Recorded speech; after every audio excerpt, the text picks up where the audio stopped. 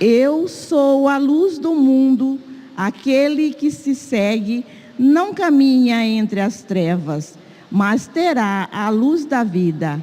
Aleluia, aleluia, aleluia.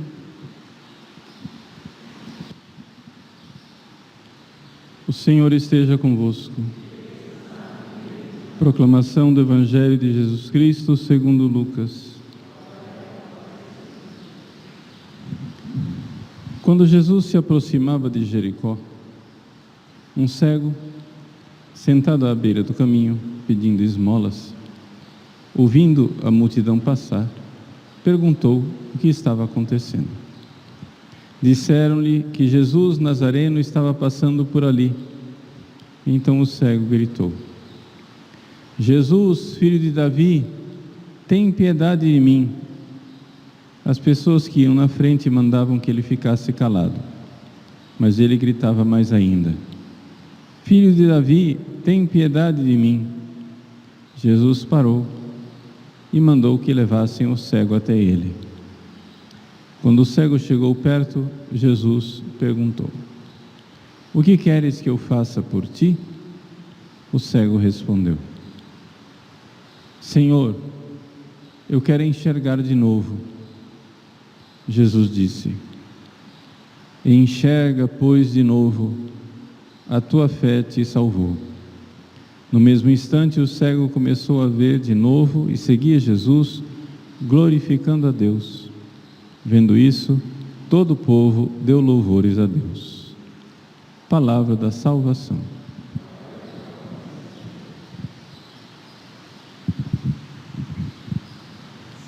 Meus queridos irmãos e irmãs, celebramos a memória de Santo Alberto Magno, doutor, bispo e doutor da Igreja.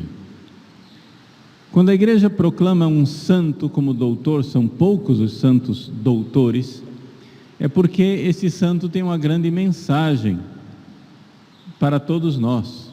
E nós todos deveríamos nos colocar na escola desse grande santo.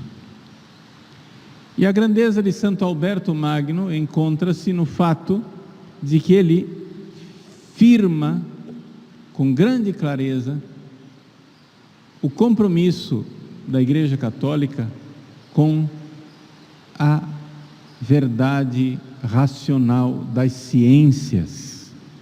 Ou seja, muitas pessoas acham que existe uma contradição entre a fé e a razão. Santo Alberto Magno nos mostra que essa contradição ela não existe. E ele, como grande cientista da sua época, mostrou isso não somente nos seus estudos, mas também na filosofia e na teologia.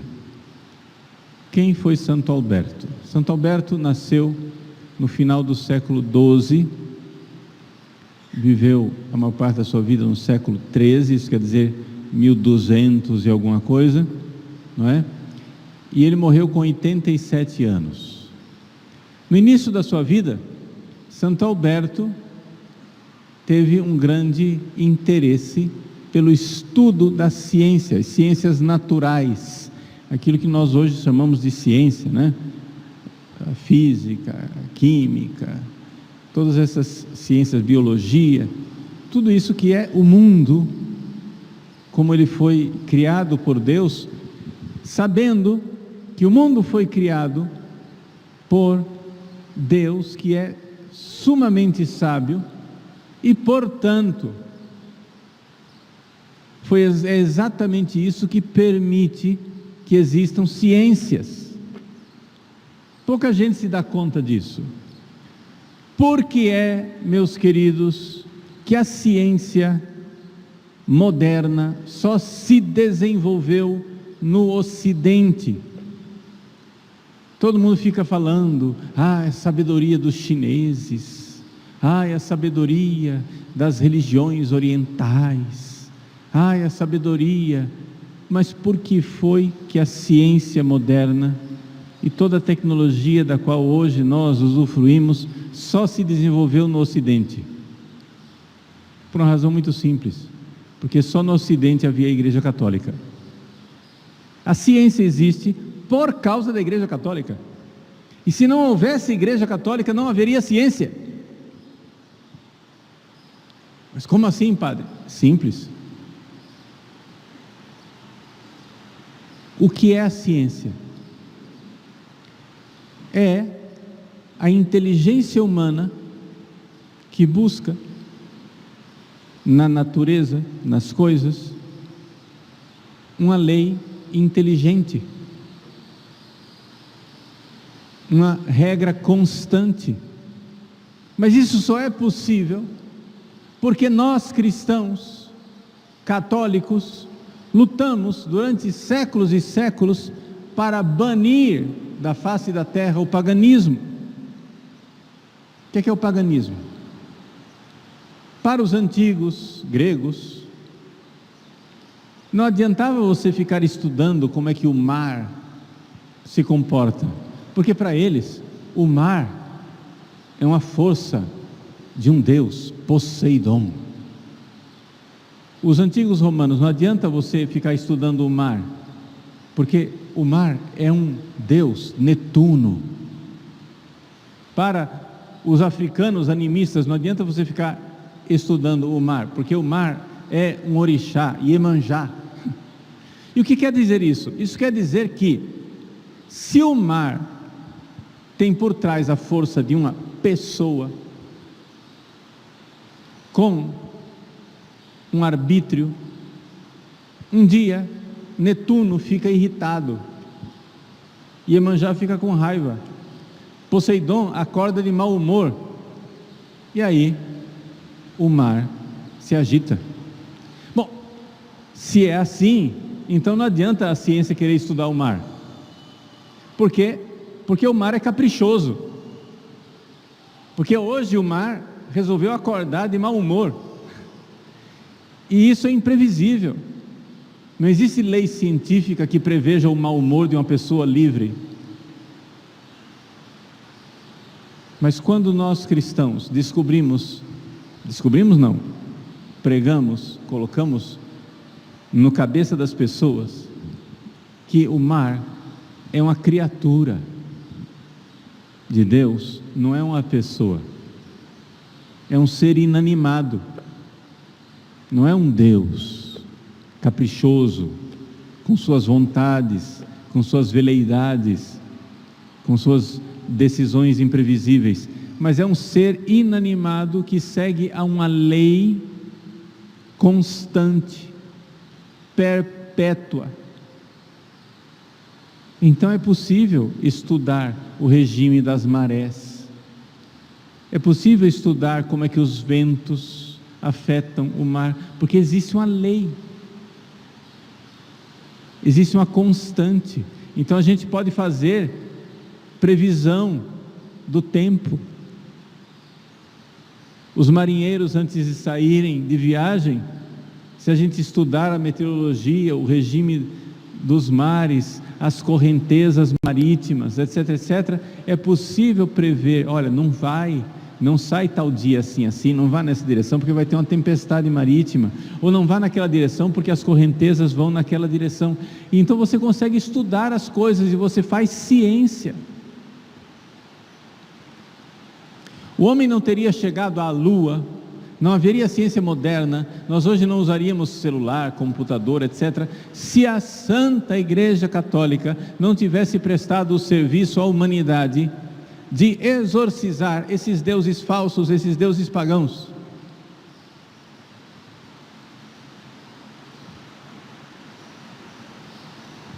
Santos doutores como Santo Alberto Magno nos ensinaram que Deus é criador, e Ele, quando criou as coisas, colocou leis inteligentes nas coisas. Existe ali o rastro de uma inteligência. E o que é que a ciência busca? A ciência é uma inteligência humana que está buscando a racionalidade de uma lei inteligente que está nas coisas. Mas quem colocou essa lei inteligente nas coisas? O Deus Criador. Portanto, se não houvesse um Deus inteligente, sabedoria suprema, Criador de todas as coisas, não haveria ciência, porque nós teríamos o caos. As coisas iriam mudar simplesmente, caprichosamente, sem constância, sem inteligência, sem leis, sem princípios. E portanto, se não há princípios, a gente não pode fazer equações matemáticas que possam calcular, por exemplo, as forças, os vetores que levam, por exemplo, o homem à Lua. É somente porque existe uma constante inteligente nas coisas que nós podemos ter ciência. Mas para que haja essa constância nas coisas, esses princípios perenes nas coisas, é necessário que as coisas não sejam deuses.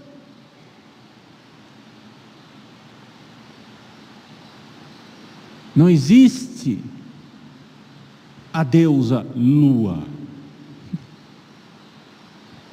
Não existe o Deus Sol.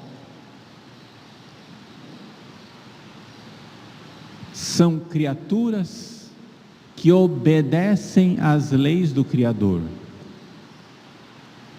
Nós, infelizmente, miseravelmente, desgraçadamente, estamos caindo outra vez nesse paganismo, com essa coisa de achar que as criaturas inanimadas são seres vivos. Essa história de chamar agora a Mãe Terra, como se a Terra fosse uma personalidade que precisa ser cultuada, venerada, respeitada. Não, a Terra não é nossa mãe, ela é nossa irmãzinha menor, a quem nós devemos respeitar, por causa de suas leis intrínsecas. Nós, livres, devemos respeitar o sistema ecológico da Terra, mas é um sistema que não é livre. Existem constantes científicas. A Terra não é uma pessoa. Só existe ciência moderna porque existe catolicismo. E foram esses grandes doutores que nos ensinaram a ciência. Santo Alberto Magno foi um grande precursor da ciência moderna. Ele começou a estudar na maior faculdade científica que havia na época, que era a faculdade de Pádua. Nessa época, na Idade Média, as faculdades, as universidades, elas tinham especializações. Quem queria estudar filosofia e teologia ia para Paris. Quem queria estudar direito ia para Bolonha. Quem queria estudar ciências naturais ia para Pádua. E Santo Alberto, leigo, foi estudar ciência em Pádua. E ele, fascinado com a ciência, sentia um chamado para o sacerdócio, mas não queria ser padre, porque ele não queria abandonar o seu caminho de cientista. Até que um dia rezando na frente de uma imagem de Nossa Senhora apareceu para ele e disse o seguinte: Alberto, eu vou te dar inteligência para que você siga as ciências e estude as ciências, e você vai ser padre.